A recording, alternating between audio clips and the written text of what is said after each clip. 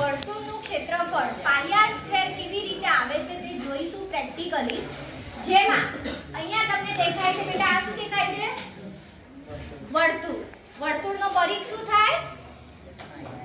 વર્તુળનો પરિઘ શું થાય? 2 પાઈ આર। હા, વર્તુળનો પરિઘ થાય છે 2 પાઈ આર, બરાબર છે। હવે આપણે આ જે વર્તુળ છે તેના ભાગ પાડ્યા છે, એક સરખા ભાગ।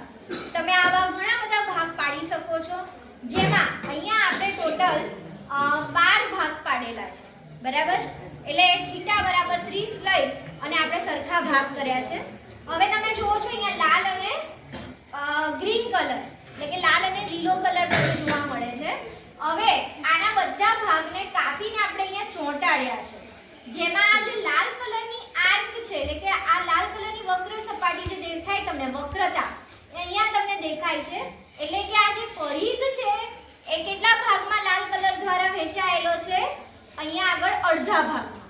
એવી રીતે આ લીલા કલર દ્વારા અડધા ભાગમાં, એટલે 2 પાઈ આર નું અડધું કરો તો કેટલું થઈ જાય? પાઈ આર, બરાબર છે। એવી રીતે નીચે પણ પાઈ આર, અને આ જે છે તમારી શું છે? ત્રિજ્યા। એટલે આ જે બની એ શું બની? થઈ કહેવાય તમારી ત્રિજ્યા। હવે જ્યારે આ તો તમને દેખાઈ રહ્યું છે કે અત્યારે લંબચોરસ તમને પ્રોપર નહીં દેખાય, પણ જ્યારે તમે એક એક અંશના ખૂણાવાળા આવા ભાગ કરશો અને એમને ગોઠવશો તો આ જે ત્રાસી ઊંચાઈ છે એ સીધી બની જશે, બરાબર। અને લંબચોરસ જેવી તમને આકૃતિ દેખાશે। હવે લંબચોરસનું ક્ષેત્રફળ શું છે? લંબાઈ ગુણ્યા પહોળાઈ, વેરી ગુડ। તો હવે અહીંયા લંબાઈ શું છે? પાઈ આર, પહોળાઈ શું છે? આર, અને એનો ગુણાકાર કરીશું તો શું મળશે આપણને? પાઈ આર સ્ક્વેર। તો આ રીતે આપણને વર્તુળનું ક્ષેત્રફળ પરિઘને વિભાજિત કરીને આપણને મળે છે।